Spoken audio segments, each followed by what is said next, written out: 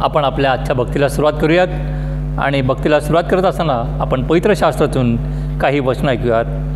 परमेश्वराचे स्तवन करा, नवे गीत गाऊन परमेश्वराचे गुणगान करा, भक्ताच्या मंडळीत त्याचे स्तोत्र गा, कारण परमेश्वर आपल्या लोकांवर संतुष्ट आहे। भक्त गौरवामुळे उल्हास होत, ते आपल्या अंतरणावरून हर्षघोष करत, परमेश्वराची परमश्रेष्ठ स्तुती त्यांच्या कंठी असो। आपण प्रार्थना करूयात। पवित्र पवित्र आमच्या स्वर्गीय सेनाधीश परमेश्वरा, तुझ्या पवित्र नावाला मी मान महिमा देतो देपा, कारण तू एकमेव असा परमेश्वर आहे देपा। तो आम्हाला त्याच्या पवित्र हातामध्ये सांभाळून धरतो, तो आमच्यावर त्याची कृपा त्याची दया करतो देपा, आणि त्याचा अनुभव म्हणून देपा आज पुन्हा एक वार देपा तुझ्या पवित्र मंदिरामध्ये तुझ्या स्तुतीस्तवनासाठी तुझं गुणगौरव करण्यासाठी देपा तू आम्हाला ह्या ठिकाणी एकत्र घेऊन आलास म्हणून आम्ही तुला धन्यवाद देतो देपा. हो प्रभू, आम्ही जसे आहोत तसे तुझ्या अधीनात स्वाधीन होत असताना देपा तू आमच्या पातकांची क्षमा कर आणि शुद्ध आणि पवित्र अंतःकरणाने देपा ह्या सहभागितेमध्ये सहभागी होत असताना देपा तुझ्या स्वर्गीय आशीर्वादाने तुझ्या कृपादानाने तू आम्हाला भर देपा आणि तुझं गौरव असं देण्या कृपणे हो देपा. या भक्तीचं नेतृत्व करत असताना देपा तुझी कृपा तुझा अनुग्रह तू आम्हा सर्वांना पुरव दे बापा, ह्यासाठी की आम्ही घटलो जाऊत माझ्या देवान तुझं नाव चाल जावं असं देण्या कृपणे होऊ दे. येशू तारण्याच्या पवित्र आणि गौरवनात मागतो म्हणून तो ऐक. भक्तीच्या सुरुवातीला असताना आपण उपासना संगीतामधून गीत क्रमांक 533 हे गाऊया. गीत क्रमांक 533.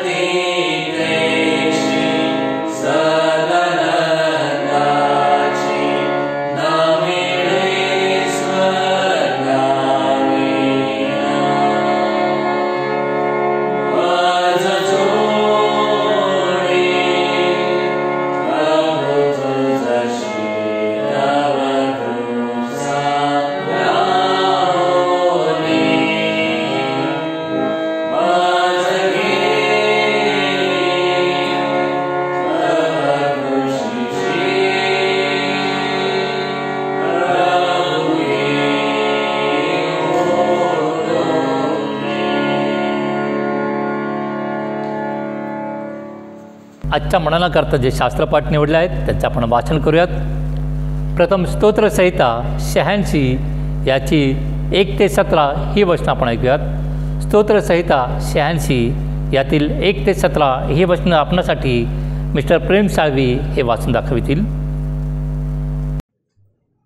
स्तोत्रसंहिता 86 याची 1 ते 17 ही वचने आपण ऐकूया. देवाने सर्वदा दया करावी म्हणून प्रार्थना. हे परमेश्वरा, कान लाव, मला उत्तर दे. मी दीन व दरिद्री आहे. माझ्या जीवाचे रक्षण कर, कारण मी तुझा भक्त आहे. हे माझ्या देवा, तुझ्यावर भाव ठेवणाऱ्या सेवकाचे तारण कर. हे प्रभू, माझ्यावर कृपा कर, कारण मी दिवसभर तुझा धावा करतो. हे प्रभू, आपल्या सेवकाचा जीव हर्षित कर. मी आपले चित्त तुझ्याकडे लावितो. हे प्रभू, तू उत्तम व क्षमाशील आहेस आणि तुझा धावा करणाऱ्या सर्वांवर विपुल दया करणारा आहेस. हे परमेश्वरा, माझ्या प्रार्थनेकडे कान दे.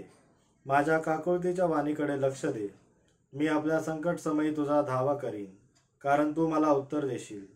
हे प्रभू, देवामध्ये तुझ्या समान कोणी नाही आणि तुझ्या कृत्यांसारखी कोणतीही कृत्य नाही. हे प्रभू, तू उत्पन्न केलेली सर्व राष्ट्रे येऊन तुझ्या पाया पडतील. तुझ्या नावाचा महिमा गातील, कारण तू थोर व अद्भुत कृत्ये करणारा आहेस. तूच केवळ देव आहेस. हे परमेश्वरा, तुझा मार्ग मला दाखव. मी तुझ्या सत्य मार्गाने चालेन. तुझ्या नावाचे भय धरणाऱ्यास माझे चित्त एकाग्र कर. हे प्रभू, माझ्या देवा, मी आपल्या जीवे भावे तुझे गुणगान गाईन.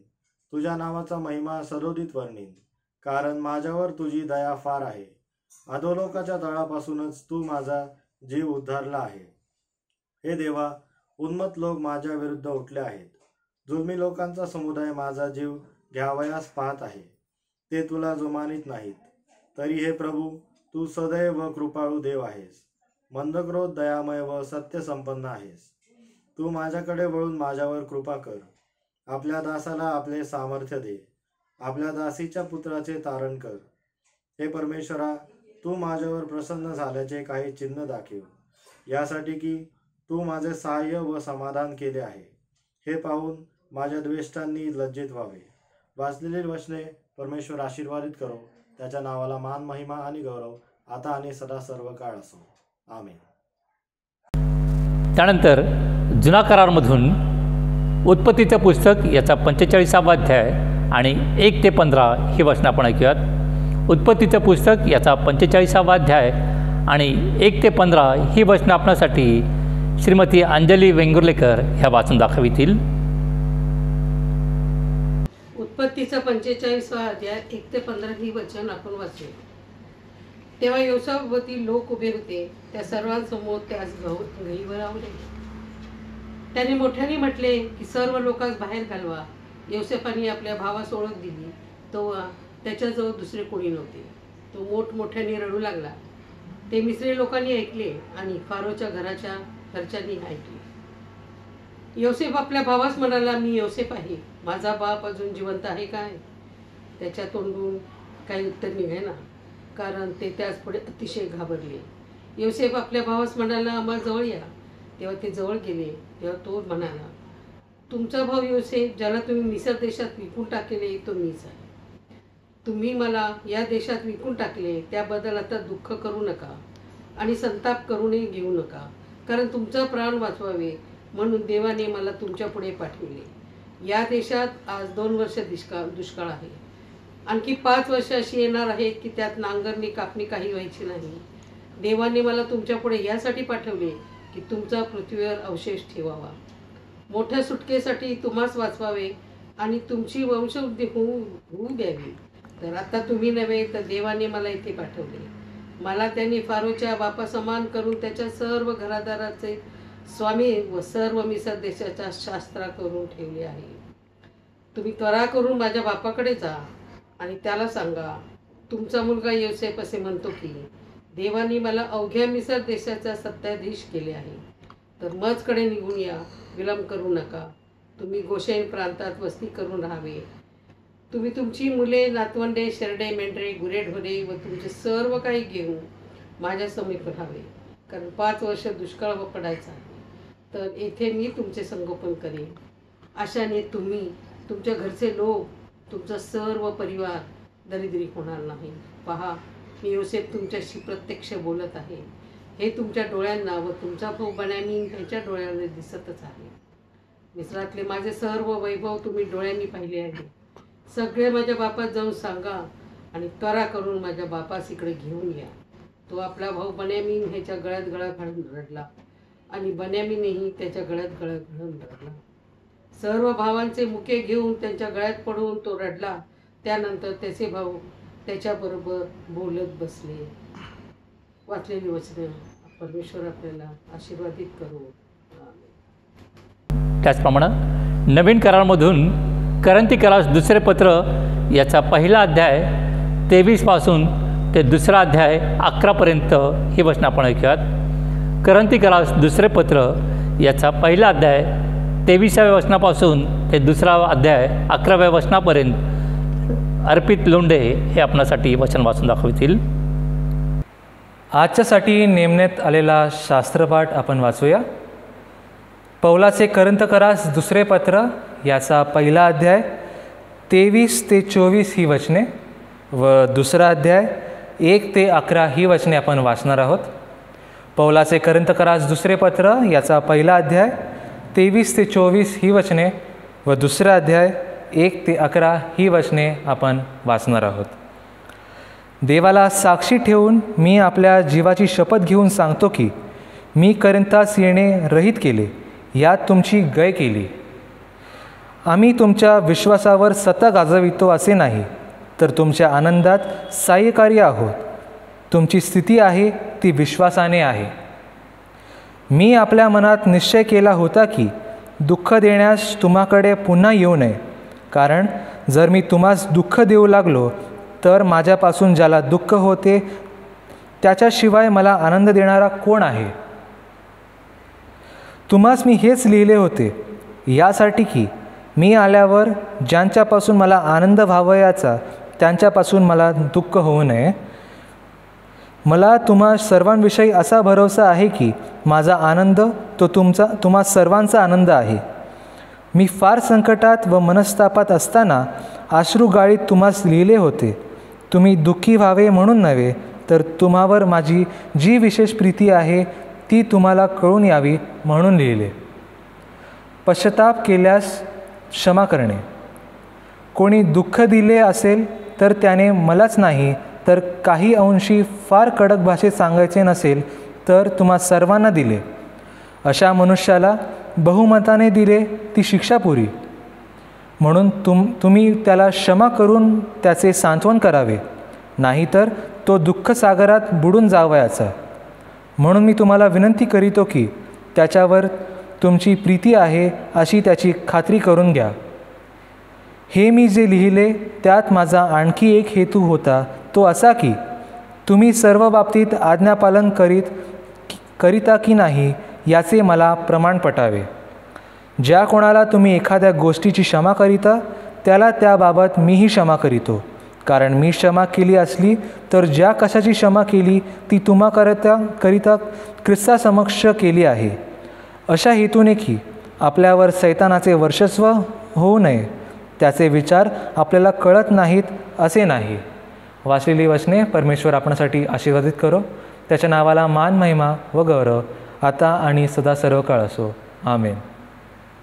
यावेळेस आपण उपासना संगीतामधून गीत क्रमांक 409 हे गाऊयात. गीत क्रमांक 409.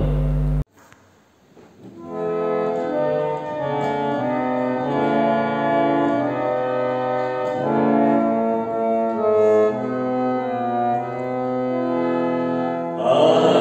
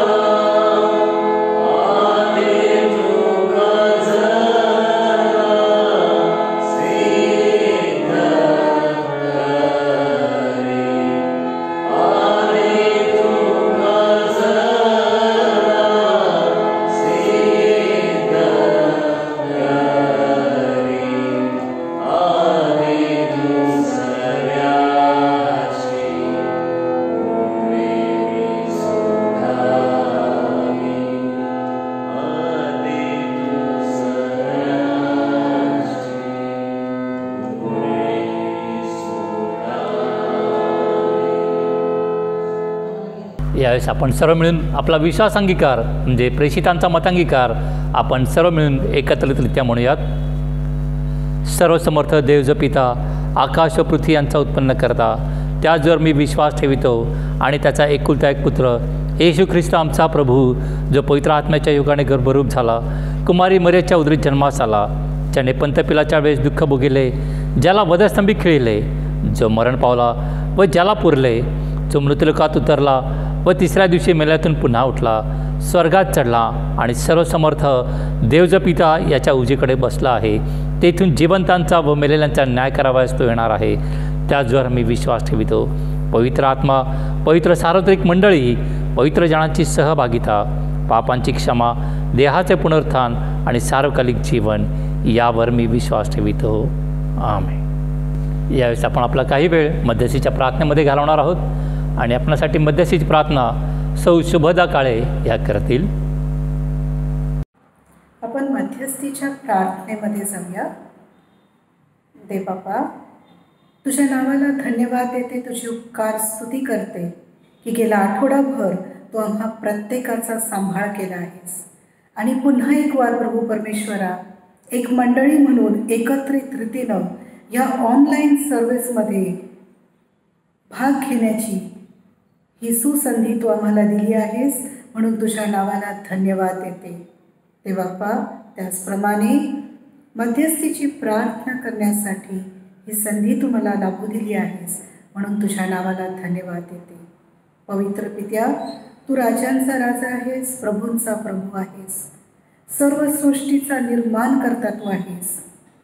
देवाप्पा, प्रत्येक गोष्टीवर तुझं प्रभुत्व आहे आणि प्रभू परमेश्वरा, आम्हाला तुझ्यापासून संरक्षण मिळतं. तुझ्याजवळ मागते परमेश्वरा, आम्हा प्रत्येकाच्या अवतीभोवती तुझ्या पवित्र रक्ताचं कुंपण असू दे, अग्नीचे कोट आणि संरक्षणाची भिंत असू दे परमेश्वरा, ती आहे आणि संरक्षण तू आम्हाला पुरवून दिलं आहेस, म्हणून तुझ्या नावाला धन्यवाद देते. देवबाप्पा, तुझी कृपा, तुझी दया आम्हाला पुरेशी आहे. तुझी कृपा आमच्यावर रोज आणि रोज आणि रोज नवीन होत असते, म्हणून तुझ्या नावाला धन्यवाद देते, तुझी उपकार स्तुती करते. परमेश्वरा, ह्या वेळेला विशेष करून मागते आमच्या मंडळीसाठी. आमच्या मंडळीवर तू आपला विपुल असा आशीर्वाद पाठव. आमच्या मंडळीमधील प्रत्येक सभासदांवर तू आपला विपुल असा आशीर्वाद पाठव. परमेश्वरा, जसं आजपर्यंत प्रत्येकाचा सांभाळ केलास, तसं इथून पुढेही तू आम्हा प्रत्येकाचा सांभाळ कर. प्रत्येकाला आरोग्य पुरवून दे. लागणारी प्रत्येक गोष्ट तू प्रत्येकाला पुरवून देत आहेस. तुझे आभार मानते परमेश्वरा. ह्या वेळेला CNIची आठवण करते. देवाप्पा, आमच्या CNIवर तू आपला विपुल असा आशीर्वाद पाठव. त्यामधील प्रत्येक मंडळीवरती तू आपला विपुल असा आशीर्वाद पाठव. देवाप्पा, आमच्या CNIचे पुणे धर्म प्रांताचे जे बिशप आहेत परमेश्वरा, राईट रेव्हरंड पॉल दुपारे, ह्यांच्यावरती तू आपला विपुल असा आशीर्वाद पाठव.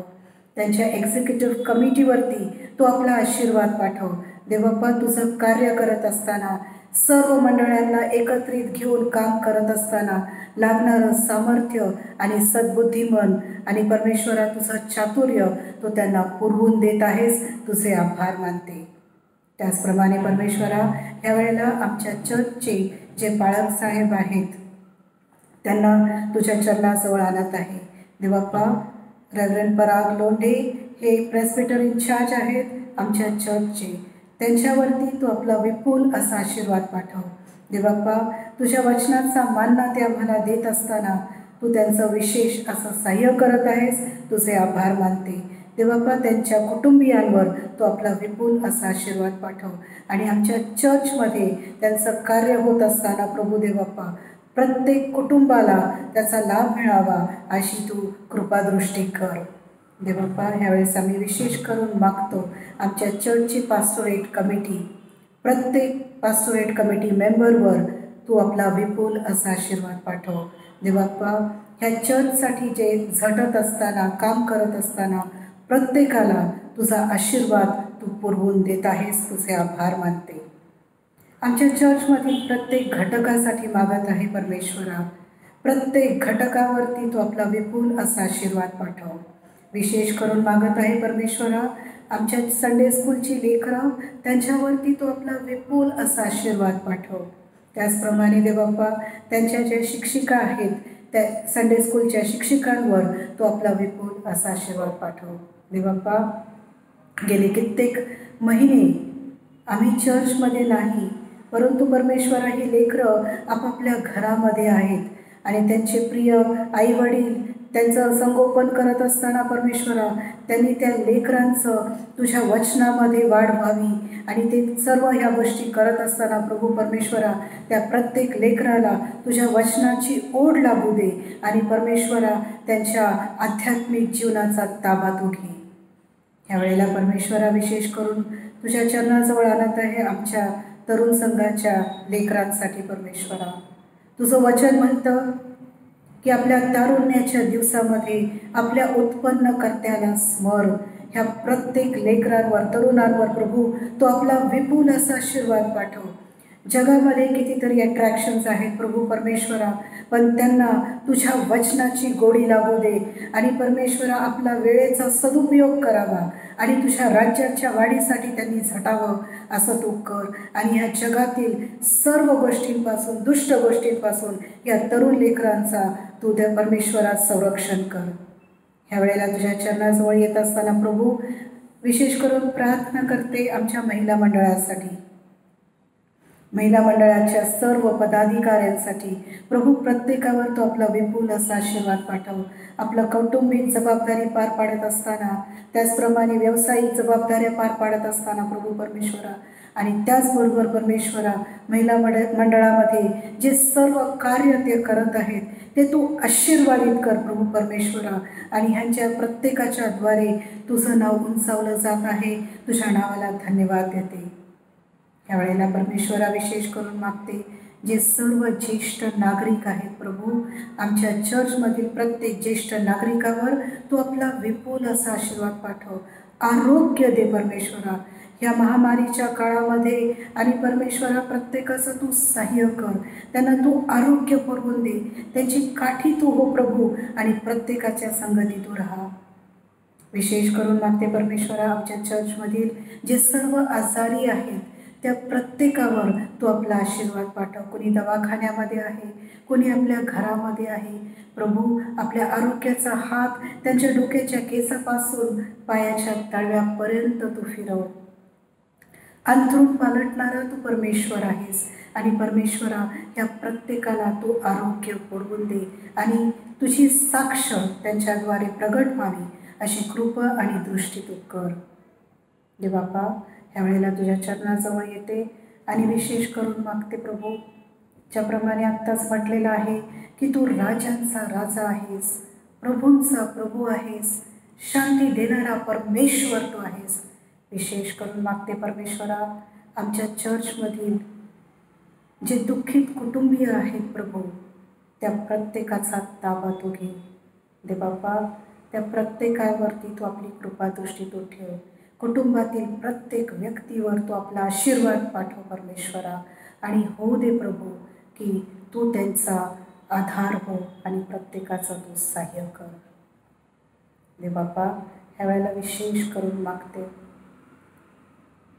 ज्याप्रमाणे इब्रिकरास पत्र 4 अध्याय आणि 16व्या वचनामध्ये तू सांगितलं आहेस की आम्हाला तुझी दया हवी आहे. गरजेच्या वेळेस परमेश्वरा, आम्हाला तुझं सहाय्य हवं आहे, आणि त्यासाठी प्रभू आम्हाला तुझी कृपा हवी आहे. आणि म्हणून परमेश्वरा, आम्ही तुझ्या कृपेच्या राजासनाजवळ येत आहोत प्रभू. तू आम्हाला तुझी लेकरं आणि प्रभू परमेश्वरा, तुला आप्पा आणि बापा हाक मारण्याचा अधिकार दिलेला आहेस. परमेश्वरा, तुझ्या चरणाजवळ येते आणि तुला म्हणते प्रभू की ह्या कोरोनाच्या महामारीमुळे सर्व जगभर, आमच्या देशामध्ये, राष्ट्रामध्ये, आमच्या शहरामध्ये आणि सर्वत्र प्रभू परमेश्वरा, कितीतरी बिकट अशी परिस्थिती आलेली आहे. देवबाप्पा, उपासमार आहेत, कितीतरी लोकांच्या नोकऱ्या गेलेल्या आहेत, पगारामध्ये कपात आहे परमेश्वरा, नैराश्य आलेलं आहे प्रभू. चिंता आणि काळजीने लोकांना ग्रासलेला आहे परमेश्वरा.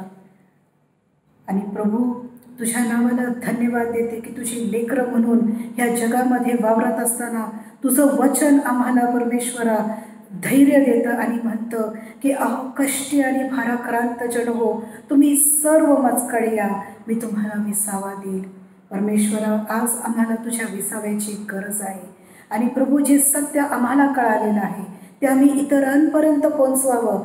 आणि प्रभू येशू ख्रिस्त हाच खरा देव आहे आणि तो आमचा आधार आहे, हे परमेश्वरा आमच्याद्वारे इतरांना कळावं अशी कृपा आणि दृष्टी तो होऊ दे.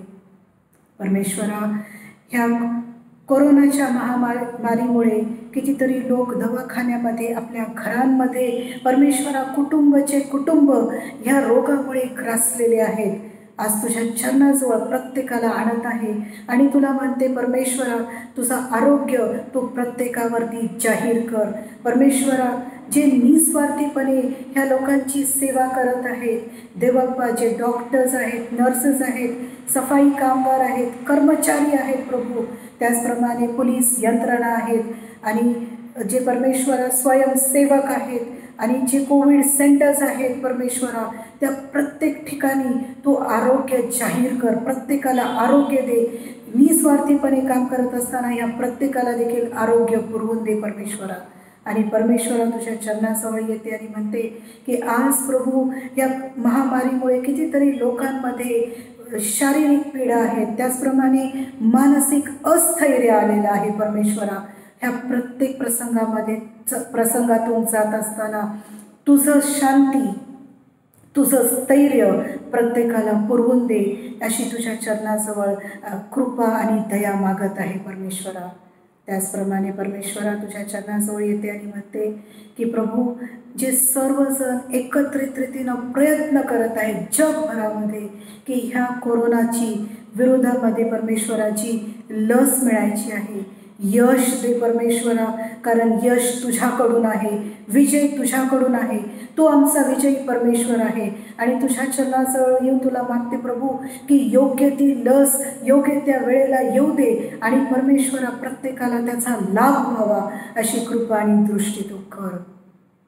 देवाप्पा, यावेळेला तुझ्या चरणाजवळ येते आणि मागते की पुन्हा एकदा परमेश्वरा जगभरामध्ये, देशभरामध्ये, राष्ट्रांमध्ये परमेश्वरा आणि आमच्या शहरामध्ये आम्ही पाहतो की कितीतरी परमेश्वरा वेगवेगळ्या घटना होत आहेत आणि ज्यामुळं परमेश्वरा मन विचलित होतं. आणि परमेश्वरा, ज्याप्रमाणे युद्धजन्य परिस्थिती आहे, त्याचप्रमाणे परमेश्वरा हाथरससारख्या ज्या घटना घडत आहेत प्रभू, आणि आम्ही तुझ्याजवळ मागतो की तुझी शांती या जगामध्ये आणि सर्वत्र तू प्रस्थापित कर आणि तुझी कृपा आम्हाला पुरवून दे. यावेळेला परमेश्वरा, आम्ही मागत आहोत की जागतिक पातळीवरती जे नेते पुढारी आहेत, त्याचप्रमाणे आमच्या देशाचे पंतप्रधान आहेत आणि त्यांचं कार्यकारिणी मंडळ आहे, ते बाप्पा आमच्या राज्याचे मुख्यमंत्री, त्याचप्रमाणे जे गव्हर्नर आहेत आणि विशेष करून जे आरोग्यमंत्री आहेत प्रभू परमेश्वरा, त्या प्रत्येकाचं जे कार्यकारिणी मंडळ आहे त्या प्रत्येकावर तू आपला विपुल असा आशीर्वाद पाठव, योग्य ते निर्णय घेण्यासाठी आणि सर्वत्र परमेश्वरा शांती प्रस्थापित करण्यासाठी तू त्यांचं सहाय्य कर आणि परमेश्वरा त्यांचा मार्गदर्शन करता तू हो अशी तुझ्या चरणाजवळ परमेश्वरा विनंती करत आहे. ह्यावेळेला परमेश्वरा, तुझ्या चरणाजवळ येत असताना तुझ्या नावाला धन्यवाद देते परमेश्वरा की गेले कित्येक महिने आम्ही पवित्र मंदिरामध्ये नाही जाऊ शकत, परंतु परमेश्वरा या ऑनलाईन सर्व्हिसमध्ये आम्हाला सर्व भक्तीचा लाभ होऊ देत आहेस म्हणून तुझे उपकार मानते. या प्रत्येक गोष्टीची जुळवाजुळव करण्यासाठी परमेश्वरा लीनाचं तू सहाय्य करत आहेस, तुझे आभार मानते. तिच्या संपूर्ण कुटुंबाचं तू सहाय्य कर प्रभू आणि ह्या सेवेद्वारे जे तुझे स्वर्गीय आशीर्वाद आहेत तू त्यांच्यापर्यंत पोहोचवलेले आहेत असा आमचा विश्वास आहे. ह्यावेळेला परमेश्वरा, पुन्हा एकदा तुझ्या चरणाजवळ आलेलो असताना तुझ्या नावाला धन्यवाद देते की आत्तापर्यंतची ही ऑनलाईन सर्व्हिस तू आशीर्वादित केली आहेस, तुझे उपकार मानते. विशेष करून परमेश्वरा, आमचे जे पालक साहेब आहेत त्यांना तुझ्या चरणाजवळ आणत आहेत. जे वचन त्यांनी आमच्यासाठी आणलेलं आहे प्रभू, ते आम्हापर्यंत पोचण्यासाठी आणि प्रभू परमेश्वरा त्यांना तू आशीर्वादित कर. देवाप्पा, आमचं मन तू तयार कर की जे वचनाचं बीज आमच्या अंतःकरणामध्ये पोचणार आहे ते परमेश्वरा फक्त त्या ठिकाणी पोचू नये, तर त्यांनी आपलं पीक द्यावं प्रभू परमेश्वरा. त्याचा उपयोग आमच्या प्रत्येकाच्या आयुष्यासाठी आणि आमच्या अवतीभोवती असणाऱ्या प्रत्येकासाठी त्याचा उपयोग व्हावा अशी कृपा आणि दृष्टी तू कर. पुन्हा एकदा परमेश्वरा, तुझ्या चरणाजवळ नम्रतेने आलेलो असताना तुझ्या नावाला धन्यवाद देते परमेश्वरा की तू आम्हाला आत्तापर्यंत चालवलेलं आहेस आणि इथून पुढेही परमेश्वरा आमच्या प्रत्येकाचा ताबा आम्ही तुझ्या हातामध्ये देत आहोत. ही भक्ती आम्ही तुझ्या हातामध्ये सोपवत आहोत परमेश्वरा. ही भक्ती तू आशीर्वादित कर आणि इथून पुढचा सर्व वेळ तू आपल्या हातात घे. सर्व काही तुझ्या गौरवी हातामध्ये सोपवून देत आहे. ही विनंती आमचा तारणारा प्रिय प्रभू येशू ख्रिस्त याच्या गोड आणि पवित्र नावात मागितली आहे, म्हणून तू ऐक. आमेन. आजच्याकरता नेमण्यात आलं शुभवर्तमानाचं आपण वाचन करूयात. मत्तई शुभवर्तमान याचा 18वा अध्याय आणि 21 ते 35 ही वचनं आपण ऐकूयात. मत्तई शुभवर्तमान याचा 18व्या अध्याय आणि 21व्या वचनापासून आजच्या शुभवर्तमानाला प्रारंभ होत आहे. तेव्हा पेत्र त्यांच्याकडे येऊन म्हणाला, प्रभूजी, माझ्या भावाने किती वेळा माझा अपराध केला असता मी त्याला क्षमा करावी? 7 वेळा काय? येशू त्याला म्हणाला, 7 वेळेस असे मी तुला म्हणत नाही, तर 7च्या 70 वेळा. म्हणूनच स्वर्गाचे राज्य कोणा एका राजासारखे आहे. त्या राजाला आपल्या दासापासून हिशेब घ्यावा असे वाटले आणि तो हिशेब घेऊ लागला. तेव्हा लक्षावधी रुपयांच्या कर्जदाराला त्याच्याकडे आणले. त्याच्याजवळ फेड करावयास काही नसल्यामुळे धण्याने हुकूम केला की तो त्याची बायको व मुले आणि त्याचे जे काही असेल ते विकून फेड करून घ्यावी. तेव्हा त्या दासाने त्यांच्या पाया पडून विनविले, मला वागवून घ्या, म्हणजे मी आपली सर्व फेड करीन. तेव्हा त्या दासाच्या धण्याला दया येऊन त्याने त्याला मोकळे केले व त्याचे कर्ज सोडिले. तोच दास बाहेर गेल्यावर त्याला आपल्या सोबतीचा एक दास भेटला. त्याच्याकडे त्याचे 100 रुपये येणे होते. तेव्हा तो त्याला धरून त्याची नरडी आवळून म्हणाला, तुझ्याकडे माझे येणे आहे ते देऊन टाक. यावरून त्याच्या सोबतीचा दास त्याच्या पाया पडून गायावाया करून म्हणाला, मला वागवून घे, म्हणजे मी तुझी फेड करीन. पण त्यांचे न ऐकता तो गेला आणि तो ते देणे देईपर्यंत फेडीपर्यंत त्याने त्याला तुरुंगात टाकले. तेव्हा घडलेला हा प्रकार पाहून त्याचे सोबतीचे दास अतिशय दुःखी झाले आणि त्यांनी येऊन सर्व काही आपल्या धण्याला स्पष्ट सांगितले. तेव्हा त्याच्या धण्याने त्याला बोलावून म्हटले, अरे दुष्टदासा, तू गायावाया केल्यामुळे मी ते सर्व देणे तुला सोडिले होते. मी जशी तुझ्यावर दया केली तशी तूही आपल्या सोबतीच्या दासावर दया करावयाची नव्हतीस काय? मग त्याच्या धण्याने त्याच्यावर रागावून तो सर्व देणे फेडीपर्यंत त्याला हाल करणाऱ्यांच्या हाती दिले. म्हणून जर तुम्ही प्रत्येकजण आपापल्या बंधूला मनापासून क्षमा करणार नाही, तर माझा स्वर्गातील पिताही त्याप्रमाणेच तुमचे करील. हे ख्रिस्ताचे शुभवर्तमान आहे. हे ख्रिस्ता, तुझी स्तुती असो.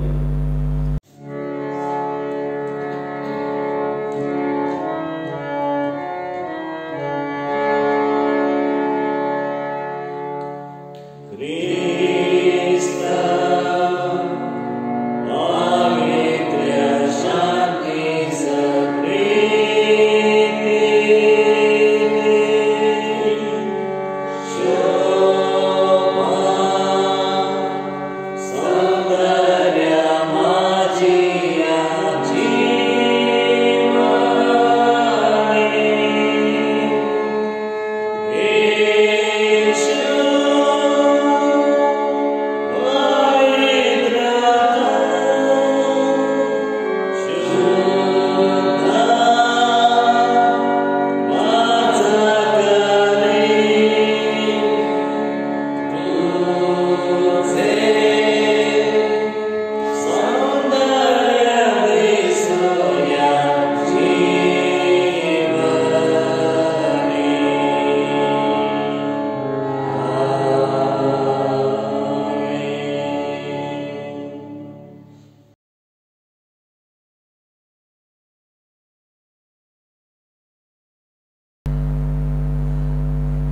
आजच्या भक्तीसाठी जे शास्त्रपाठ वाचले ते मी पुन्हा एकदा आपणासाठी वाचून दाखवतो.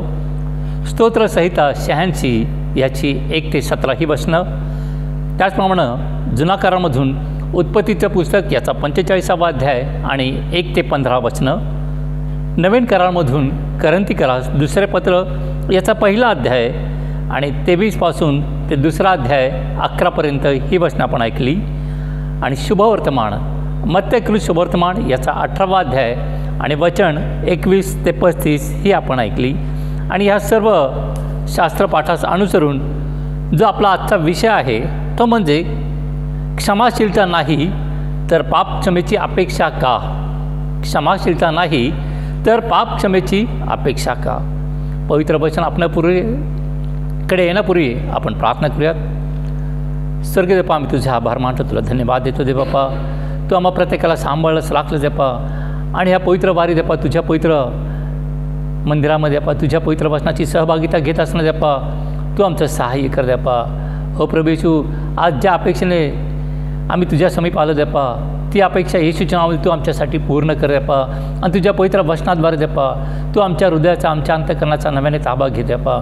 आणि ते वचन आम्ही नुसतं ग्रहण करू नये, ऐकू नये, तर त्याप्रमाणे आम्ही कृती करावी आणि तुझ्या विश्वासामध्ये आम्ही स्वतःला अधिकाधिक दृढ करावं असं ध्याने कृपणे होत देपा.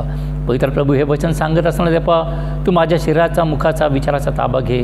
माझ्या जिभेला तुझ्या पवित्र इंगाचा स्पर्श कर देपा, ह्यासाठी की मी माझ्या ज्ञानाने नाही, बुद्धीने नाही, तर पवित्र आत्म्याच्या सामर्थ्याने प्रेरित होऊन देपा माझ्या स्वर्गीय पित्याचं, माझा तारणार प्रभू येशू याचा गौरव करावं आणि ते गौरव सर्वांसाठी आशीर्वादाचं कारण व्हावं असं ध्याने कृपणे होत येशू तारणाच्या नावात मागतो. प्रियांनो, जे शास्त्रपाठ वाचले त्याचा जो विषय आहे आपला तो म्हणजे क्षमाशीलता नाही तर पाप क्षमेची अपेक्षा का. किंवा ज्यांच्या अंगी क्षमाशीलता नाही त्यांना देव त्यांच्या पापांची क्षमा करील अशी अपेक्षा का करावी. त्यांना देव त्यांच्या पापांची क्षमा करील अशी अपेक्षा का करावी. म्हणजे देवाची इच्छा आहे किंवा देवाची आमच्यापासून अपेक्षा आहे की ज्याप्रमाणे तुम्ही कराल त्याप्रमाणेच मी तुम्हाला करेल. की आपल्या मराठी भाषेत जर म्हणायचं म्हटलं तर जशास तसे ही जी प्रवृत्ती आहे आपली, त्या प्रवृत्तीनुसार देवाची अपेक्षा आमच्याकडून अशी आहे की जर आम्ही एखाद्याला क्षमा केली तरच देव आमची क्षमा करण्यासाठी तयार आहे. ही देवाची आमच्याकडून एक अपेक्षा आहे. जर तुम्ही क्षमा केली तरच मी तुम्हाला देखील क्षमा कराव्यास तयार आहे. आणि ही देवाची अपेक्षा आहे आपल्याला.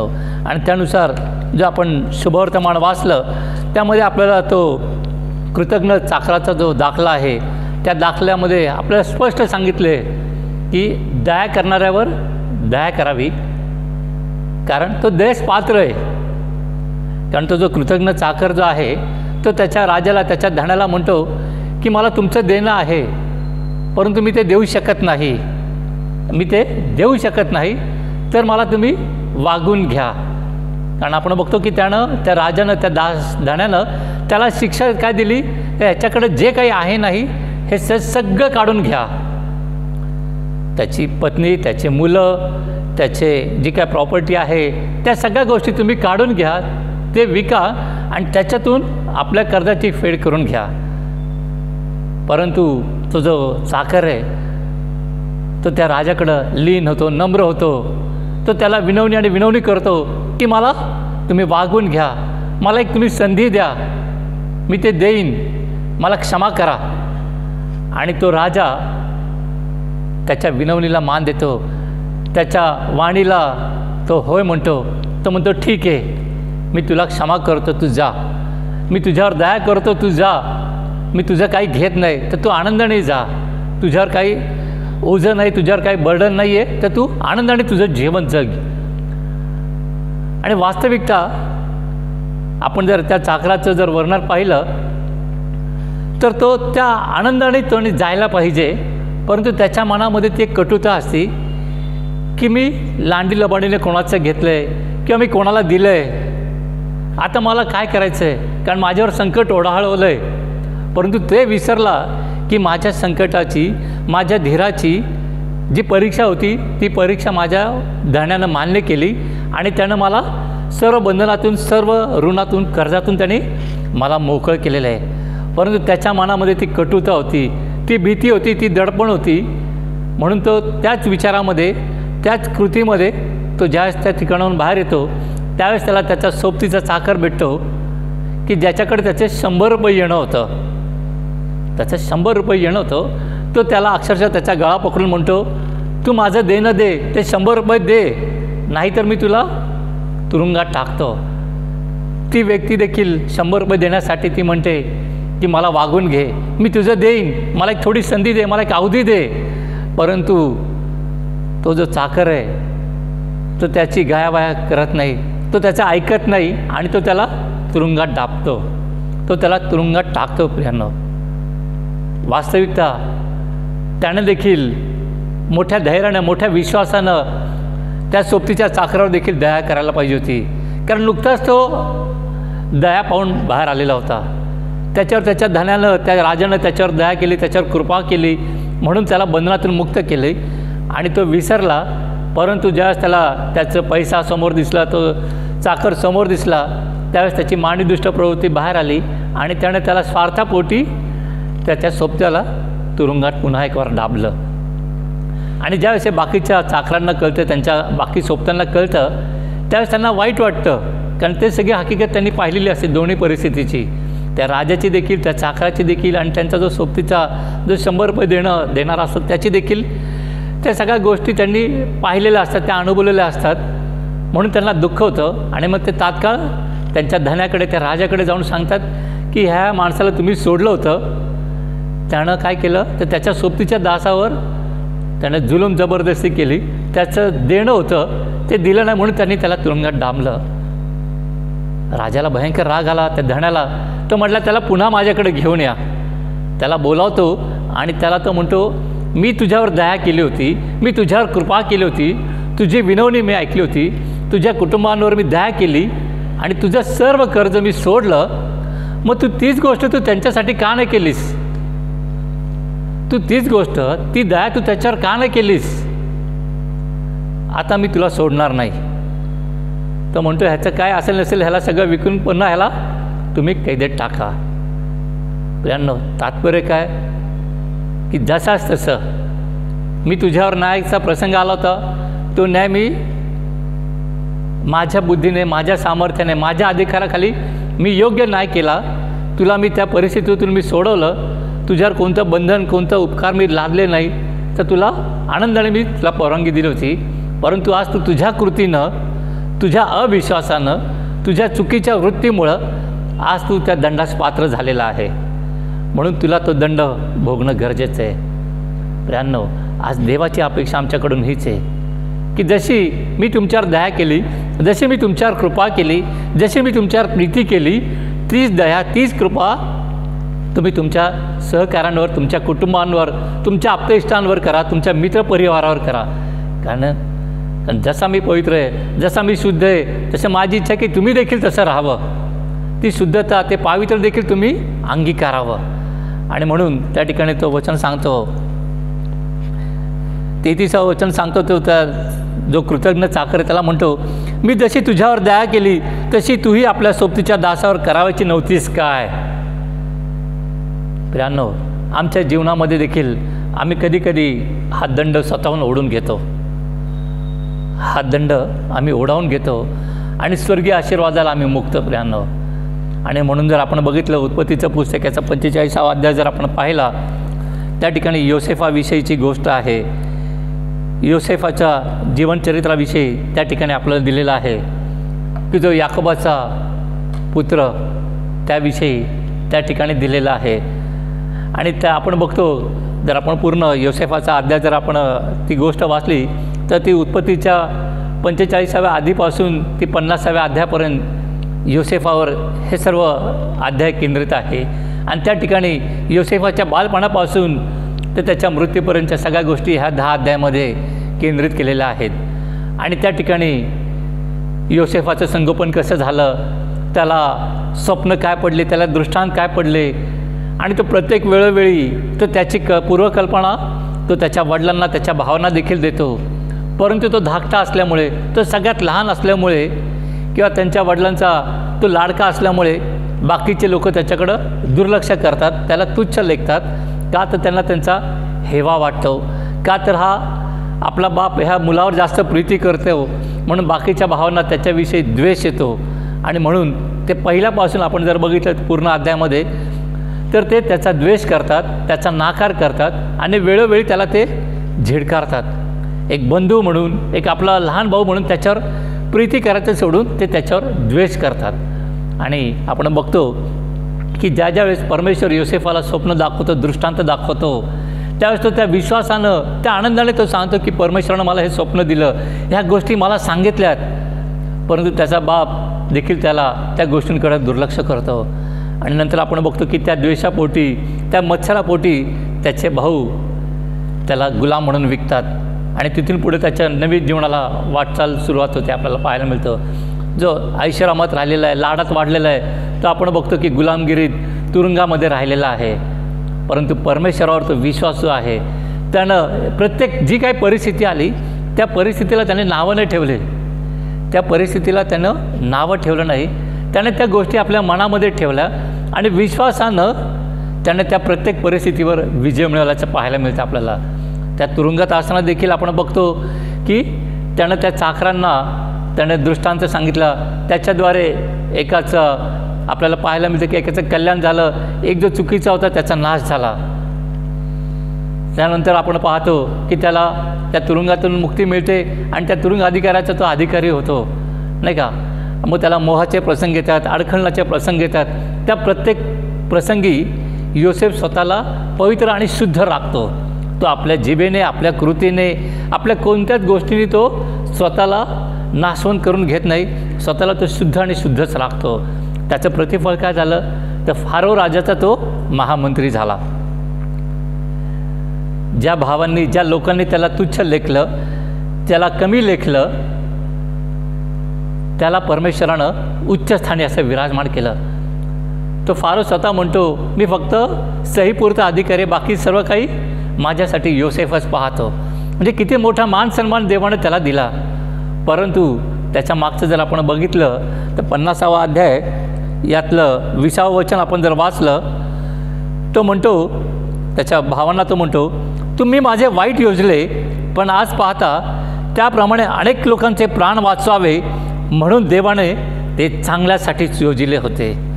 म्हणून देवानं ते चांगल्यासाठीच योजिले होते. प्रियांनो, देवाची योजना ही आम्हाला कधीकधी समजत नाही, परंतु ती समजून घेण्यासाठी आमच्यामध्ये एक गोष्ट हवी की आम्ही धीरानं, धैर्यानं आम्ही सामोरं जायला पाहिजे. जी प्रत्येक गोष्ट येते त्या प्रत्येक गोष्टीवर आम्ही विश्वासूपणे आमच्या तारणाऱ्यावर राहायला पाहिजे. ह्यासाठी की तो प्रत्येक प्रसंगामध्ये, प्रत्येक समयामध्ये आम्हाला त्याचं ज्ञान, त्याचं बुद्धी, चातुर्य देतो. आणि हे आपल्याला योसेफाच्या जीवनातून पाहायला मिळतं. आपण ज्यावेळेस पाहतो की मिस्रामध्ये सगळीकडे दुष्काळ पडतो, त्यावेळेस सर्व भाऊ अन्नाच्या शोधार्थ फारोकडे येतात, म्हणजे योसेफाकडे येतात. आणि योसेफ त्याच्या भावांना ओळखतो की हे माझे भाऊ आहेत. आणि मग तो त्यांना धान्य देतो, त्यांना पुन्हा पाठवतो, पुन्हा येतात, पुन्हा पाठवतो, नाही का. आणि मग तो म्हणतो की तुम्ही माझ्या वडिलांना, माझ्या भावांना घेऊन या. आणि जर आपण बघितलं तर वचन बघितलं आपण 45वा अध्याय यातलं 5व्या वचन मी सांगतो, तुम्ही मला या देशात विकून टाकिले, याबद्दल आता काही दुःख करू नका आणि संताप करून घेऊ नका, कारण तुमचे प्राण वाचवावे म्हणून देवानं मला तुमच्या पुढे पाठविलं आहे. तुमचे प्राण वाचवावे म्हणून देवानं मला तुमच्या पुढे पाठविलं आहे. जर आपण एक मानवी बुद्धी म्हणून थोडंसं आपण विचार करूयात योसेफाच्या जीवनाचा विषय. आज तो अधिकारी आहे, त्याच्या हातात सगळं काही आहे, नाही का. आज जर त्यांनी त्याच्या भावांचा सूड घ्यायचा असला असता तर सहज घेऊ शकला असता. त्याने त्यांना अन्नधान्य दिलं नसतं, त्याने त्यांना बंदिवासात टाकलं असतं, परंतु त्याने तसं केलं नाही. त्यानं जी देवाची प्रीती त्यानं अनुभवली, ज्या प्रीतीपूर्ण वातावरणामध्ये देवाने त्याला सांभाळलं, राखलं, तीच प्रीती त्यानं त्याही प्रसंगामध्ये त्यानं त्यांच्या भावावर केली, त्याच्या वडिलांवर केली आणि त्यानं पुन्हा त्याच्या देशामध्ये बोलवलं. कारण का तर त्याची इच्छा होती, स्वर्गीय पित्याची इच्छा होती की त्यांचा नाश होऊ नये, त्यांचा बचाव व्हावा, ते सुरक्षित राहावे म्हणून त्यानं काय केलं, तर त्यांना क्षमा केली. त्याने त्यांना क्षमा केली आणि म्हणून तो मोठ्या विश्वासानं आणि मोठ्या धैर्यानं म्हणतो की देवानं तुमचे प्राण वाचवावे म्हणून मला तुमच्या पुढे पाठविलं. देवाची योजना काय होती, तर योसेफाकरवी त्याच्या लोकांचा, त्याच्या कुळाचा बचाव व्हावा आणि त्यांची वृद्धिंगत व्हावी. कारण देवानं ते आशीर्वादित कुटुंब म्हणून निवडलं होतं.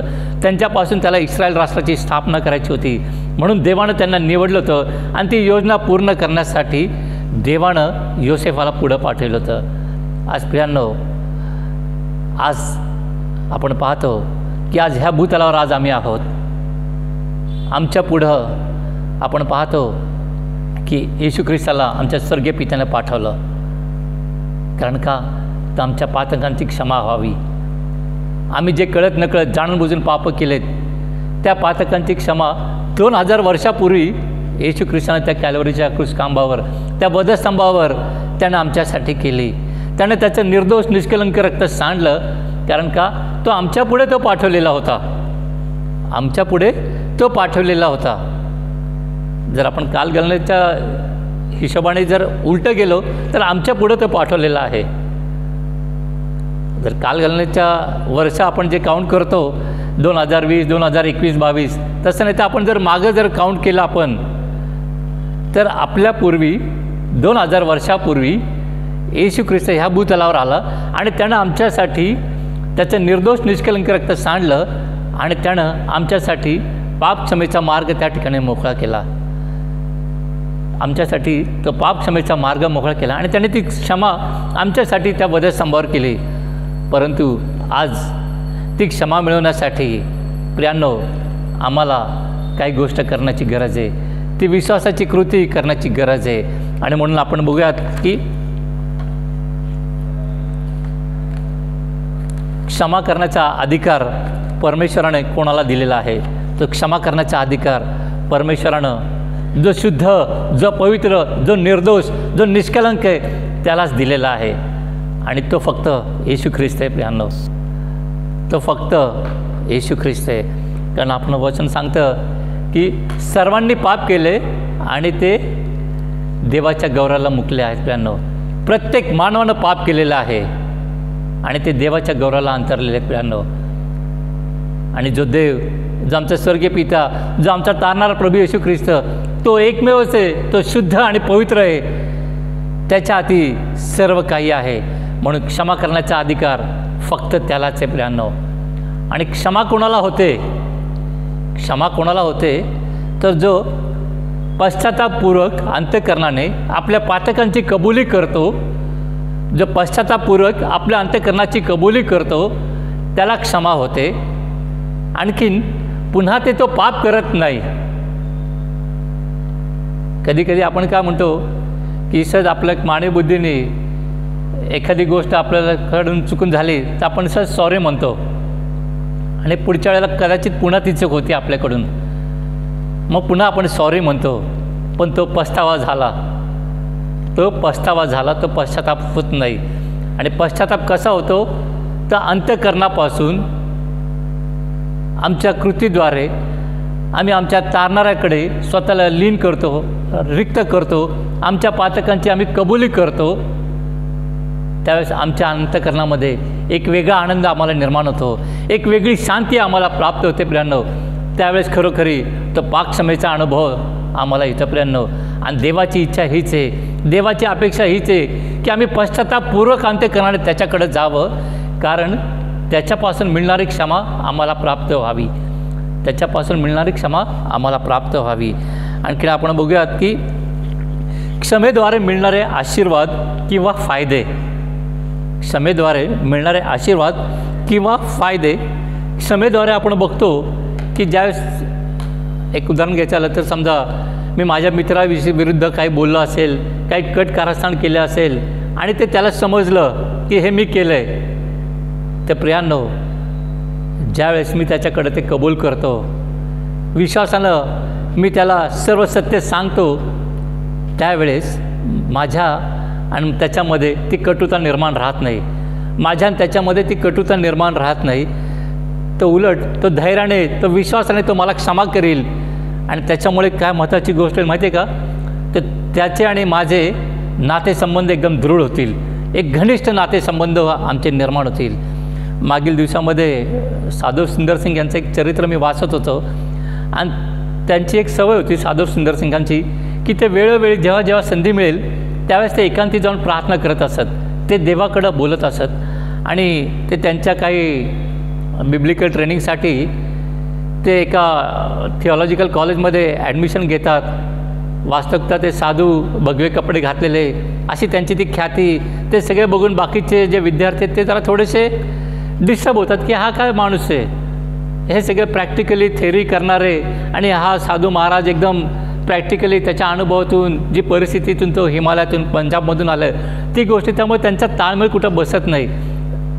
त्याच्यामुळं ते बाकीचे विद्यार्थी त्याच्याविषयी काही कटकारस्थानं करतात, काही नकारात्मक गोष्टी होतात, मग त्यांचे तात्विक वादविवाद होतात.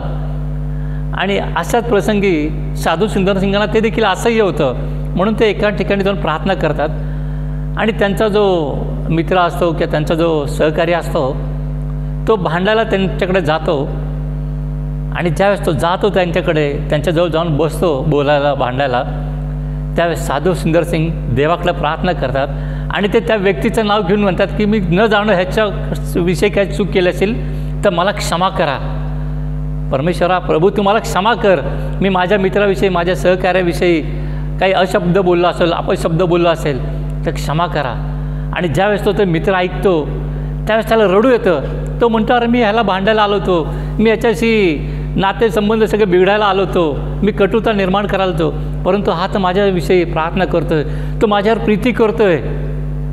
आणि ज्यावेळेस ती प्रार्थना संपते त्यावेळेस त्या दोघांचं एक परिपक्व अशा मैत्रीमध्ये रूपांतर होतं, एक विश्वासाचं, एक प्रीतीचं नातं नव्याने त्यांच्या ठिकाणी निर्माण होतं. प्रियांनो, आज क्षमेमध्ये हे सामर्थ्य आहे. प्रियांनो, आज ती क्षमा आम्ही निश्चितच एकमेकांना केले पाहिजे. आणखीन एक आहे, आणखीन आपण बघू की क्षमेचा फायदा काय, तर प्रीतीपूर्ण आणि भयमुक्त तणावरहित वातावरण क्षमेमुळं होतं. प्रियांनो, आज ज्यावेळेस मी क्षमा करतो त्यावेळेस आमच्यामध्ये कोणती कटुता राहत नाही, कोणता ताणतणाव राहत नाही, एक पूर्ण निष्कपट अंतःकरण त्या ठिकाणी राहतं. प्रियांनो, कारण क्षमा ही अंतःकरणापासून केली जाते. ती मुखाद्वारे जरी असली, जोपर्यंत ती मी माझ्या अंतःकरणापासून करीत नाही, जोपर्यंत मी माझ्या कृतीद्वारे ती मी प्रगट करत नाही प्रियांनो, तोपर्यंत त्या क्षमेमध्ये अर्थ राहत नाही. आणि ज्यावेळेस आम्ही त्या परिपूर्ण अर्थाने ती क्षमा करतो त्यावेळेस एक प्रीतीचं, एक तणावपूर्ण वातावरण जे आहे ते नष्ट होतं आणि प्रीतीचं, सामंजस्याचं, एक धैर्याचं नवीन वातावरण त्या ठिकाणी निर्माण होतं. आणि आपण बघतो की साधू सुंदर सिंग आणि त्यांच्या मित्रामध्ये ते प्रीतीचं नव्याने नातं निर्माण झालं होतं. आणखीन क्षमेसाठी जर आपण बघितलं, ज्यावेळेस आम्ही एकमेकांना क्षमा करतो प्रियांनो त्यावेळेस आम्ही निश्चितच एकमेकांचा मान सन्मान देखील करतो. क्षमेद्वारे आम्ही एकमेकांना सन्मानित करतो. जर आपण नवीन करारामध्ये उधाळ्या पुत्राचा दाखला जर आपण पाहिला, ती गोष्ट जर पाहिली तर त्या बापानं तो जो उधाळा पुत्र त्याचं सर्व काही घेऊन गेलेला असतो त्याची तो रोज वाट पाहत असतो. आणि ज्यावेळेस त्याचा पुत्र येतो त्यावेळेस तो काय करतो, तर त्याला आलिंगन देतो. तो त्याच्या बाह्य वस्त्राकडे पाहत नाही, त्याच्या चेहऱ्याकडे पाहत नाही, तो त्याचं अंतःकरण जाणतो तो बाप. आणि तो त्याला मोठ्या विश्वासानं, मोठ्या प्रीतीनं तो त्याला त्याच्या मिठीमध्ये कवटाळतो, तो त्याच्या पापांची क्षमा करतो. आणि आपण पाहतो की तो त्याला पुन्हा मान सन्मान देतो, तो त्याला अंगठी देतो, तो त्याला नवा झगा देतो, तो त्याला नवीन पादत्राणं देतो. हे कशाचं लक्षण आहे, तर क्षमेद्वारे मिळणारा मान सन्मान. प्रियांनो, आज आमचा प्रभू, आमचा तारणारा देखील आमच्यासाठी तयार आहे. तो म्हणतो मी तुला क्षमा केली, मी तुला सन्मानित करतो, मी तुझ्यासाठी ती स्वर्गामध्ये जागा तयार ठेवलेली आहे. प्रियांनो, आज ती जागा मिळवण्यासाठी तू मोठ्या योग्यतेचा आहेस, कारण जशी मी तुझ्यावर क्षमा केली तशी तू इतरांवर देखील क्षमा केलेली. आज तो पाक क्षमेचा अनुभव प्रियांनो आपण आमच्या जीवनामध्ये नव्याने घेऊयात, ह्यासाठी की देवाची इच्छा, देवाची अपेक्षा आमच्या अंतःकरणामध्ये, आमच्या कृतीद्वारे ती पूर्णत्वास यावी. आणि क्षमा करताना देखील काही नीतिनियम आहेत ते आपण करंथीकराच्या पहिल्या पत्रामध्ये दुसऱ्या पत्रामध्ये आपण ते वाचूयात.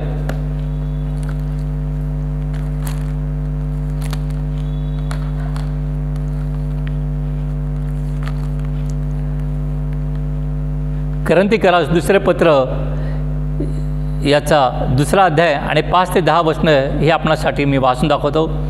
कोणी दुःख दिलं असेल तर त्याने ते मलाच नाही तर काही अंशी फार कडक भाषेत सांगायचं नसेल तर तुम्हा सर्वांना दिले, जसा मनुष्याला बहुमताने दिलेली शिक्षा ती पुरी, म्हणून तुम्ही त्याला क्षमा करून त्यांचे सांत्वन करावे, नाहीतर तो दुःख सागरात बुडून जावायचा. म्हणून मी तुम्हाला विनंती करतो की त्याच्यावर तुमची प्रीती आहे जशी तुमची खात्री करून घ्या. हे मी जे लिहिले त्यात माझा आणखीन एक हेतू असा होता की तुम्ही सर्व बाबतीत आज्ञापालन करिता की नाही ह्याचे मला प्रमाण पाठावे. ज्या कोणाला तुम्ही एखाद्या गोष्टीची क्षमा करिता त्याला त्याबाबत मीही क्षमा करीतो. कारण मी क्षमा केली असली तर ज्या कशाची क्षमा केली ती तुम्हाकरिता ख्रिस्तासमक्ष केली आहे, अशा हेतूने की आपल्यावर सैतानाचे वर्चस्व होऊ नये, त्याचे विचार आपल्याला कळत नाही असे नाही. प्रियांनो, आज क्षमा म्हटलं की निश्चितच शासन देखील आहे. क्षमा म्हटलं तर निश्चितच शासन देखील आहे, परंतु शासन करण्यासाठी देखील काही मर्यादा आहेत. ते शासन आम्ही ह्या पद्धतीनं करावं की खरोखरी त्या शासनाद्वारे त्या शिक्षेद्वारे त्या व्यक्तीमध्ये आमूलाग्र बदल व्हावा. तो बदल म्हणजे कसा तर सकारात्मक असावा. त्यानं पश्चातापूर्वक अंतःकरणाने स्वतःच्या पापांची कबुली करावी आणि पुन्हा त्या वाटेने न जाण्याची त्याने शिकस्त करावी. त्याने ते स्वतःला सिद्ध करावं, अन्यथा सैतान दाराशी टपू नये. त्याचं वर्चस्व त्या व्यक्तीवर पुन्हा राहील आणि तो पुन्हा पुन्हा त्याच गोष्टी करेल. प्रियांनो, अशी शिक्षा आमच्याकडून त्या व्यक्तीला नसावी. तर त्या शिक्षेमध्ये देखील आम्ही सौम्यता, कडकपणा, प्रीती देखील सांभाळली पाहिजे. कारण आपल्याला देवाच्या दृष्टीनं प्रत्येक जीव आत्मा महत्त्वाचा आहे. प्रियांनो, जर आमचे कडक शासन झालं तर त्याचा नकारात्मक जर परिणाम झाला तर ती व्यक्ती त्या कृतज्ञ चाकरासारखी होईल. तर ती स्वतःला जी क्षमा केली ती विसरेल आणि पुन्हा त्याच गोष्टी करण्यासाठी प्रवृत्त होईल. म्हणून प्रियांनो, शिक्षा करण्यासाठी देखील आमच्याकडे काही मर्यादा असावेत. आमच्यामध्ये एकमत असावं. आज जरी आम्ही कुटुंब असलो, एक संस्था असली किंवा मंडळी असली, समाज जरी असला तरी प्रियांनो, आम्ही ज्यावेळेस एक संघ म्हणून राहतो त्यावेळेस आमच्यामध्ये क्षमेचं प्रीतीपूर्ण वातावरण पाहिजे. कारण आम्हाला क्षमा प्रत्येक गोष्टीमध्ये सावरून धरते आणि त्याचद्वारे कोणाचाही नाश होऊ नये ही देवाची इच्छा आहे. कारण आपण पाहतो की क्षमा करताना आमच्या स्वर्गीय पित्यानं आम्हाला कोणतीही बळजबरी केली नाही, कोणत्याही अटी, कोणत्याही शर्ती त्याने लादल्या नाही. त्याने फक्त आमच्याकडून अपेक्षा केली की आम्ही पूर्ण अंतःकरणाने, पूर्ण मनाने त्याचा तारणारा म्हणून स्वीकार करावा. आम्ही पूर्ण अंतःकरणाने, पश्चातापूर्वक अंतःकरणाने त्याच्याकडे जावं आणि स्वतःला शुद्ध आणि पवित्र राखावं. जे पवित्र वचन आमच्या तारणाऱ्याने आम्हाला दिले ते वचन आम्ही कसं शिजणं पाळावं ह्यासाठी की देवाची इच्छा आमच्या ठाई पूर्ण व्हावी. तो पापक्षमेचा आनंद आमच्यामध्ये प्रभू येऊपर्यंत सदोदित टिकून राहावा ही देवाची अपेक्षा आहे. प्रियांनो, ती अपेक्षा पूर्ण करण्यासाठी देव म्हणतो, जशी मी तुमच्या अपराधांची क्षमा केली तशी तुम्ही इतरांच्या अपराधांची क्षमा करा. आपण प्रभूच्या प्रार्थनेमध्ये हे वाक्य नेहमी म्हणतो, पण खरोखरी आज नव्याने ते वाक्य, ते वचन आम्ही कृतीत आणण्याची गरज आहे. कारण देवाची ही अपेक्षा आमच्याकडून आहे की आम्ही देखील इतरांना क्षमा करावी. प्रियांनो, आज आपण आपल्या घरामध्ये जे ते कुठे असू, आज आपल्या भोवती आपले कुटुंबातील सदस्य असतील, आपले मित्रपरिवार असतील, आपले प्रियजन असतील, तर मी आपणाला विनंती करतो की आपण क्षणभर आपल्या प्रियजनांकडे पाहूयात. आपले नेत्र आपल्या स्वतःकडे लावूयात, त्यांच्या अंतःकरणाकडे लावूयात आणि कालामध्ये कळत नकळत जाणून बुजून आपण त्यांच्याविषयी काही पाप केले असेल, त्यांच्याविषयी काही दुष्कृत्य केले असतील, काही निंदा नालस्ती केली असेल, काही लांडी लबाडी केली असेल, चोरी चपाटी केली असेल, तर आज आपण धैर्यानं आणि विश्वासानं प्रभूला स्मरून आपण आपलं पातक त्यांच्याकडे कबूल करूयात. कारण आपण पाहतो ज्यावेळेस मी पापांची कबुली करतो, ज्यावेळेस मी क्षमा मागण्यासाठी स्वतःला तयार करतो प्रियांनो, त्यावेळेस एक नवं नातेसंबंध निर्माण होतं, एक नवीन प्रीती आम्हाला अनुभवायला मिळते, एक नव्यानं आम्हाला मान सन्मान अनुभवायला मिळतो. आज देवाची अपेक्षा ही आहे प्रियांनो. म्हणून आपण आपल्या प्रियजनांकडं आपल्या पातकांची कबुली करूयात ह्यासाठी की आमच्या ठाई देवाचं गौरव व्हावं. प्रियांनो, आज ही संधी आहे. एक कुटुंब म्हणून, एक मित्र म्हणून, एक आमच्या ऑफिसचे कलिग म्हणून आम्ही एकमेकांच्या पातकांची क्षमा केली पाहिजे.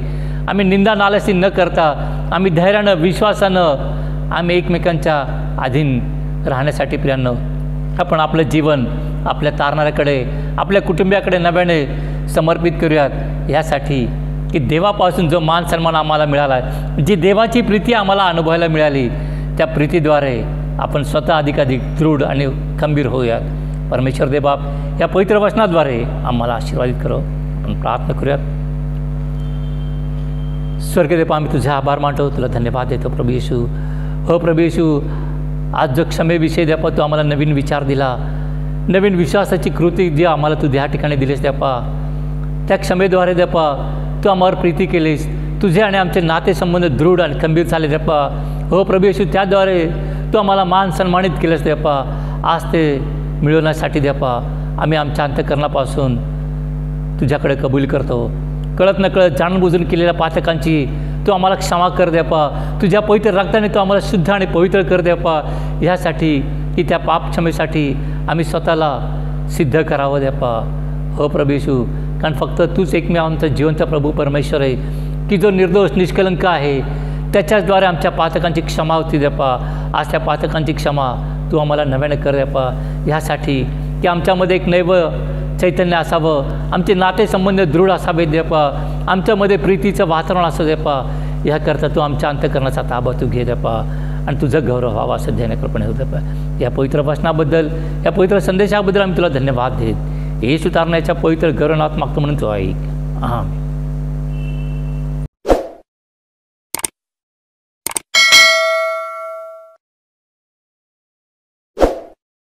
यावेळेस आपण उपासना संगीतामधून गीत क्रमांक 743 हे गाऊयात. गीत क्रमांक 743.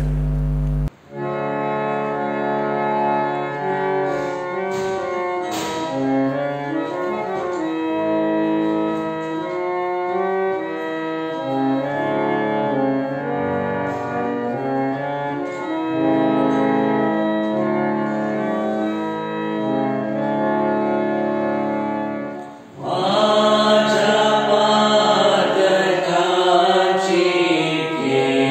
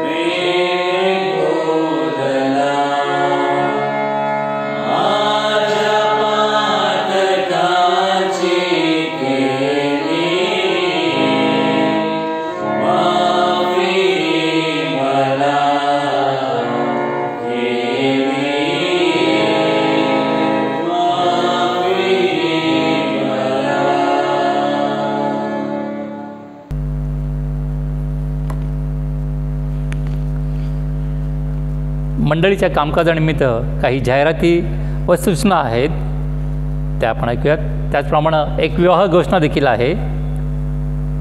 कुमारी रेव्हरंड सोफिया मकासरे ही ब्रदर देशपांडे मेमोरियल चर्चची सभासद असून सध्या वानवडी पुणे ह्या ठिकाणी ती वास्तव्यास आहे. आणि कुमार स्नेड कॉर्नेल हे देवरा गुडीपल्ली पास्टरेट हल्ली वस्ती पुणे ह्या ठिकाणी आहेत. आणि ह्यांचा विवाह बुधवार दिनांक 11 नोव्हेंबर रोजी सायंकाळी 5 वाजता सेंट अँड्रू चर्च येथे होणार आहे. या संदर्भात कोणाची काही कायदेशीररित्या हरकत असल्यास त्याने किंवा तिने लग्न लावणारे आचार्य रेव्हरंड पराग लोंढे यांना विवाहापूर्वी लेखी कळवावी. विवाह गाजवण्याची ही पहिली वेळ आहे. मागील आठवड्यामध्ये काही दान दशांश आलेले आहेत, त्याचं मी आपणासाठी वाचन करून दाखवतो. उपकार स्तुतीचं दान ॲडव्होकेट विक्रम आमोलिक यांच्याकडून ₹500, डॉक्टर सुधीर सताळकर यांच्याकडून ₹4000, दशांश मिसेस रुदाराणी हमीदवाडकर यांच्याकडून ₹5000 आणि देणगी शर्ली देठे यांच्याकडून ₹500, नितीन गायकवाड यांच्याकडून ₹1000 हे आपल्याला मिळाले आहेत. या सर्व दानांबद्दल आपण परमेश्वराचे आभार मानूयात. यावेळेस आपण प्रार्थना करूयात. स्वर्गदेव, आम्ही तुझे आभार मानतो, तुला धन्यवाद देतो. तू कृपाळू दया घन दया निध्यासा परमेश्वर आहेस. तू राजाधिराज, तू सेनाधीश परमेश्वर, आमचा उंच गड तू आज देपा. आम्ही आमचं चित्त आमचं लक्ष तुझ्याकडे लावितो दे बापा, कारण तुझ्यापासून आम्हाला आशीर्वाद प्राप्त होता देपा. आज खरोखरी देपा, आज तुझ्यापासून जे आशीर्वाद प्राप्त झाले देपा त्या प्रत्येक व्यक्तींबद्दल देपा. आज त्याने त्यांच्या इच्छेने देपा तुझ्या पवित्र मंदिरामध्ये जे काही अर्पण केले देपा त्या प्रत्येक अर्पणाबद्दल आम्ही त्यांना धन्यवाद देतो. आणि देपा तुझे देखील आभार मानतो देपा, कारण तू त्यांच्या ठाई देपा ती विश्वासाची कृती केलीस म्हणून आम्ही तुला धन्यवाद देतो देपा. त्या प्रत्येक दानावर तुझा आशीर्वाद पाठव देपा आणि त्या दानाचा उपयोग तुझ्या गौरवासाठी तुझ्या सेवेसाठी करण्यासाठी तू आम्हा मंडळीला आणि आम्हा प्रत्येकाला सहाय्याने मदत कर देपा. हो प्रभू येशू, आज आम्ही मागतो देपा या आठवड्यामध्ये ज्या कोणाचे वाढदिवस आहेत देपा त्या प्रत्येक लहान थोर व्यक्तींसाठी आम्ही मागते देपा. त्या प्रत्येकाला तुझ्या स्वर्गीय आशीर्वादाने तुझ्या कृपादाने तू त्यांना भर देपा, कारण तू त्यांना आजपर्यंत सांभाळलंस. तुझे लेकरं म्हणून तू त्यांची वाढ केलीस देपा. त्यांना सर्व जगिक भौतिक आत्मिक आशीर्वादाने तू त्यांना पूर्ण केलेस देपा. इथून पुढच्या दिवसामध्ये देखील देपा तुझ्या पवित्र आत्म्याच्या दुप्पट सामर्थ्याने सर्व भौतिक जगिक सामर्थ्याने देपा तू त्यांना अधिकाधिक भर देपा. ह्यासाठी की प्रभू येशू ते पूछ नाही, ते येशूच्या नावामध्ये ते मस्तक व्हावेत आणि तुझा गौरव करण्यासाठी ते गर्वही पात्र व्हावेत असं ध्येयाने कृपणे होत देपा. त्यांना उत्तम शक्ती सामर्थ्याने आरोग्याने तू भर देपा. त्याचप्रमाणे ज्या दाम्पत्यांचे विवाहाचे वाढदिवस देपा अशा देखील दाम्पत्यांसाठी कुटुंबांसाठी देपा आज आम्ही प्रार्थना करतो देपा. कारण प्रभू येशू तू तुझ्या योजनेनुसार तू त्यांना आजपर्यंत एकत्र राखलंस देपा. तुझ्या योजनेनुसार तू त्यांना एकत्र केलंस देपा. त्यांना आशीर्वादित आणि फलद्रूप केलंस देपा म्हणून धन्यवाद देतो देपा. इथून पुढच्या प्रत्येक क्षणामध्ये प्रत्येक गोष्टीमध्ये तू त्यांचा सहाय्यक हो, तू त्यांचा मार्गदर्शक हो देपा. तुझ्या स्वर्गीय आत्मिक आशीर्वादाने तू त्यांना भर, सर्व भौतिक आशीर्वादाने तू त्यांना भर देपा. यासाठी की देपा त्यांच्या ठाई तुझं गौरव प्रगट व्हावं, तुझं नाव उंचावलं जावं असं ध्येयाने कृपणे होऊ देपा. त्यांची सर्व अंगी भरभराट व्हावी असं ध्येयाने कृपणे होऊ देपा. त्याचप्रमाणे विशेष करून आम्ही प्रार्थना करतो देपा आमच्या मंडळीचे सभासद देपा रेव्हरंड सोफिया मकासर देपा आणि देपा स्नेड कॉर्नेल यांचा विवाह देपा 11 नोव्हेंबर रोजी होत आहे देपा. त्या दाम्पत्यांना आम्ही तुझ्या पवित्र हातामध्ये समर्पित करतो देपा. त्यांच्या मनाचा, शरीराचा, विचाराचा, कृतीचा ताबा तू घे देपा आणि तुझ्या गौरवासाठी देपा तुझ्या योजनेनुसार तू त्यांना एकत्र केलंस, तू त्यांना एकत्र बांधतेस म्हणून तुझा आभार मानतो देपा. आणि त्यांच्याद्वारे देपा 2 कुटुंब एकत्र होत आहेत म्हणून तुला धन्यवाद देतो देपा. तुझ्या स्वर्गीय आशीर्वादाने त्या दाम्पत्यांना भर देपा. आणि प्रभू येशू त्यांचा जो विवाह 11 नोव्हेंबर रोजी होत आहे देपा त्या विवाहप्रसंगी देपा तुझी समक्षता, तुझा अनुग्रह तू त्यांना लाभू दे देपा. ह्यासाठी की प्रभू येशू ज्याप्रमाणे कानागावी तू उपस्थित होता देपा आणि त्याद्वारे देपा तू त्या सर्व परिवाराला त्या दाम्पत्यांना देखील आशीर्वादित केलं देपा. आज तो अनुग्रह ते स्वर्गीय आशीर्वादांची ओतणी तू त्यांच्यावर कर देपा आणि तुझ्या गौरवासाठी तू त्यांना एक कुटुंब म्हणून, एक आशीर्वादित कुटुंब म्हणून तू त्यांना प्रभूजी तुझ्या विश्वासामध्ये उभं कर देपा. हो प्रभू येशू, ह्या प्रार्थनेबद्दल, या विनंतीबद्दल आम्ही तुला धन्यवाद देत येशू तारण्याच्या पवित्र आणि गौरवनात मागतो म्हणून तू ऐक. आमेन. यावेळेस आपण सर्व मिळून प्रभूने शिकवले प्रार्थना म्हणूयात, त्यानंतर आपण आशीर्वाद घेऊयात. आपण सर्वजण मिळून प्रभूने शिकवले प्रार्थना म्हणूयात.